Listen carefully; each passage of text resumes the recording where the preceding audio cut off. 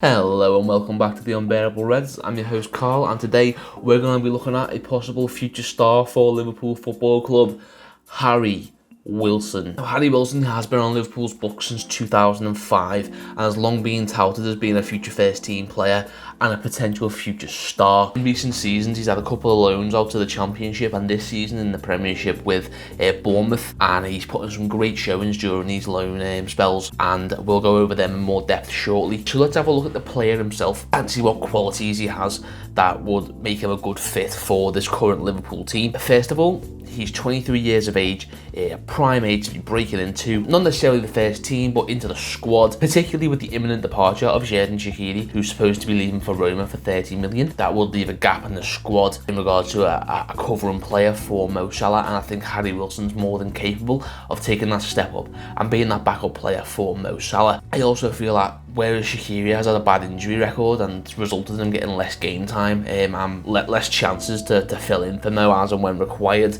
Harry Wilson does not have that, so you probably see more of Harry Wilson than we have seen of Xherdan Shaqiri if he was Mo Salah's backup. Gives Mo more of a chance for a rest, not necessarily starting games in his place, but you'd be more likely to see Mo be coming off when games are done and won, and you see Harry Wilson come on, or even in games where we don't necessarily need Mo Salah, you can see Harry Wilson getting those games.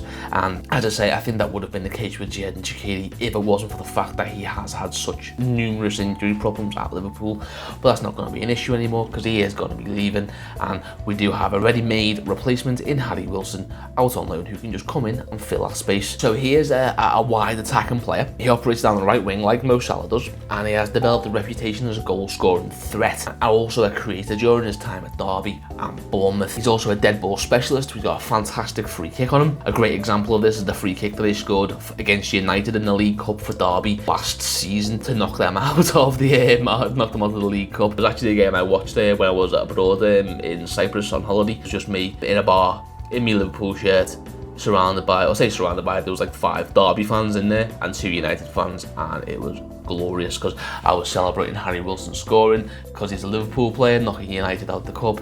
Derby fans were celebrating knocking United out the club, and the United fans just had to sit there and eat every bite of the shit sandwich we were serving them. It was epic. Hello there. So you made it this far into the video, so you must be liking what you're seeing. If you are enjoying, please drop us a like, please subscribe, please share with your friends, leave any comments that you want, that would be greatly appreciated, and thank you for your time and watching the video. I hope you enjoy the rest. He's also got other qualities besides that. He likes to play long balls, which is something that we utilise in our quick counter-attacks, whereas Mo Salah would get on the end of a ball and run at the opposition defence and try and move the ball up the pitch by, well, running with it. Harry Wilson has that in his locker, but he's also able to pick that long-range pass, that long-range ball, switching to the opposite side to either Andy Robertson or Mo Salah, or even playing through the striker, which would be Roberto Firmino or whoever will be playing in that position next season. So that's a little something extra that you can bring into a game that Mo Salah doesn't necessarily have in his locker. I'm not saying Mo Salah is incapable of playing long balls, I'm just saying it's not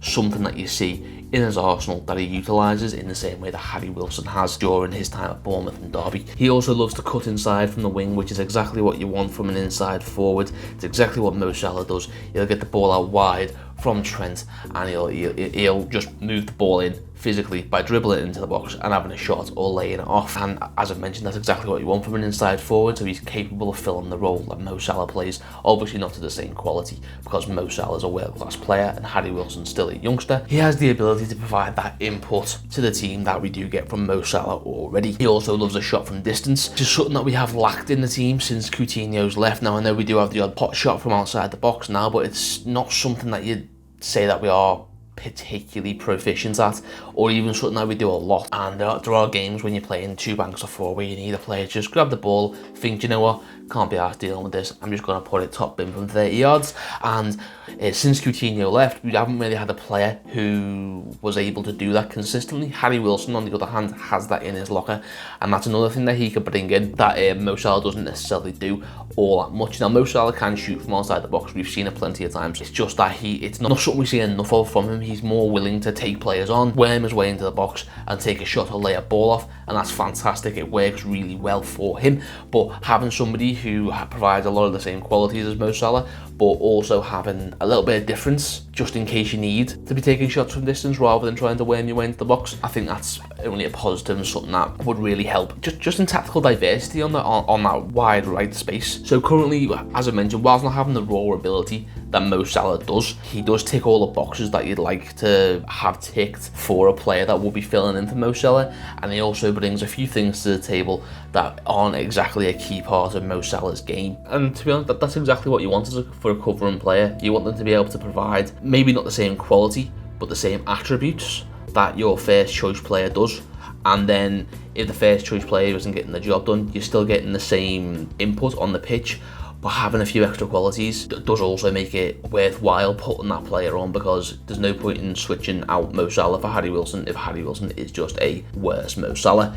If Harry Wilson is a worse Mo Salah, but he does a few things that Mo Salah doesn't, that can influence a game. Most importantly, he'll count as a homegrown player at the club. Now, he has been at the club since 2005, so he would take the quota for a player trained at the club and a player trained in the nation. And with the unfortunate upcoming changes to player registration that will be happening with Brexit, I think it's important to have as many of those kind of players in our squad as possible, and Harry Wilson is going to be a big part of that, but purely because he's got the potential to be a top player for us, and he's also ticking 2 of those registration quota boxes as well. So let's have a look at his numbers from his past few loan spells at Hull, Derby and at Bournemouth. So at Hull, this is the season before last, he was there. He made 13 appearances, scored 7, getting 3 assists. He did impress in that spell, putting in some notable performances and scoring some impressive goals, and we saw his ability as a goal threat, running in at the far post in a Mane-esque fashion, you know, like when you get the balls in from Trent and they come to the back post, and then Mane just runs in, gets his head on it, gets a tap in, gets any legal part of his body on the ball to get that ball in the net. That's a quality that Harry Wilson has, and it's quality that he has shown during this loan spell at Hull and going forward for Hull and Derby as well. And he also scored a couple of long-range efforts for Hull during his time as well, and he made quite an impression at Hull, with Fraser Campbell even saying you could tell that he was going to go on to be a superstar, and that's coming from an ex-United player. I think that carries a bit of weight. I mean, I know Fraser Campbell was shit, but you know, it's something. And the season after that, which was last season, he was on loan at Derby, where he pushed himself really into the consciousness of Liverpool fans with stellar performances in the Championship, and he was a key part of Derby's promotion push that season. He played 40 games, scored 15 goals, knocked United out the League Cup. These are all things that you want from your loanee. Putting in good performances, scoring goals, knocking your rivals out of cup competitions, denying them silver. What more could you want? And although Derby were ultimately unsuccessful in their bid to reach the Premier League, Harry Wilson was arguably their most important player in this season, and once again displayed more of the qualities that we've mentioned previously that you're looking for in a player to cover for Mo Salah. Then we have this season where he's gone to Bournemouth. He's taken the Premier League in his stride, basically. He scored 7 goals in 23 games, and that was for Bournemouth before the suspension in the Premier League. You could argue that those numbers have dropped a bit since taking the step up to the Premier League. At Derby, he was managing a goal every 2.6 games, where at Bournemouth, he's pulled in a goal every 3.2 games. There are caveats to this, though. Not only are Bournemouth playing against a much higher calibre of opposition every week, in the Premier League, Bournemouth are one of the weaker teams in the league as well, whereas Derby, they were one of the top 6 teams in the Championship, so they were one of the better teams playing against worst opposition, whereas Bournemouth are a worse team playing against much better opposition. So it's only natural that you would see those numbers drop a little bit. And I think if you put it in the right context, it actually makes sense that there will be a bit of a drop off when you're playing against higher caliber opponents in a relatively worse team compared to those particular opponents. But now imagine what he could do if he was in the best team in the world. Is he going to be throwing up Mo Salah numbers? No, absolutely not. That would be an unrealistic expectation of the kid coming in as a backup for Mo Salah, firstly, so he's not going to be playing the same amount of games that Mo is, and also he's not in his peak yet, and there's no guarantee that he's going to ever hit Mo Salah numbers in the way that we understand Mo Salah's ability. How many players are putting up Mo Salah numbers now?